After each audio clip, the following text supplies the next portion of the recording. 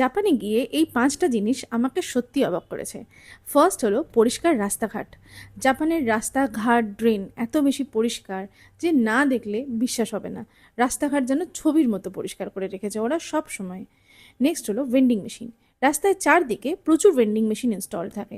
এখানে যত না ছোট ছোট স্টোর আছে, তার থেকে অনেক বেশি আছে vending machine. Next silent train. এখানে মেট্রো, ট্রেন, সাবওয়ে বা বাস যেখানেই যাও না কেন কেউ ফোনে কথা বলে না।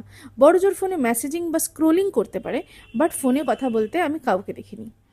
Number 4, hi tech toilet. এদের টয়লেটকে আমরা হট সিট বলতাম, কারণ এটাতে বসলেই এটা অ্যাক্টিভেট হয়ে গরম হয়ে যায়, যা এখানকার ঠান্ডা আবহাওয়ায় বেশ কমফোর্টেবল ছিল। তাছাড়া বিভিন্ন ধরনের ফিচার ইনস্টল থাকে এদের টয়লেটে। নাম্বার 5, জাপানের কনভেনিয়েন্স স্টোর, যেটা সব জায়গায় চোখে পড়বে। জাপানে যদি যাও, 7-Eleven, লসন, ফ্যামিলি মার্ট চতুর্দিকে রয়েছে।